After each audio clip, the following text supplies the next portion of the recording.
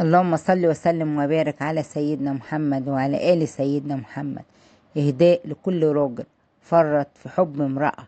هل تعلم أنها عندما كانت تتصل بك كثيرا لأنها لا تريد أن تكلم غيرك؟ هل تعلم أنها ستجد الأفضل لأنها تعلمت من جرحها كيف تختار؟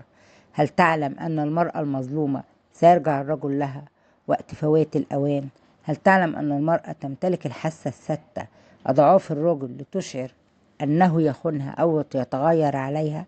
هل تعلم أن المرأة أشد صبرا وتحملا منك وأنها تركتك فهذا بعد 1000 محاولة منها للسماح؟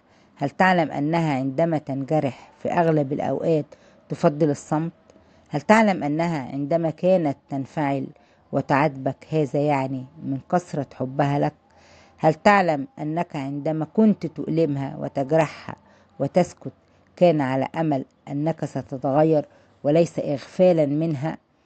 هل تعلم أنك عندما كنت تتكلم عن غيرها من الفتيات أنها كانت تخبي بكاءها وراء ابتسامتها؟ هل تعلم أنها لا تنسى أخطائك مهما مر الوقت ولكنها تتناسى ويكون حزنها في كل وقت في قلبها؟ وعندما تنجرح منك تذكر جميع جروحها اللي فاتت. من خسر حب امرأة مخلصة خسر حياته كلها. الأم مدرسة، إذا أعددتها أعددت شعبا طيب الأعراق. وليك شيل لو بتحب الخير.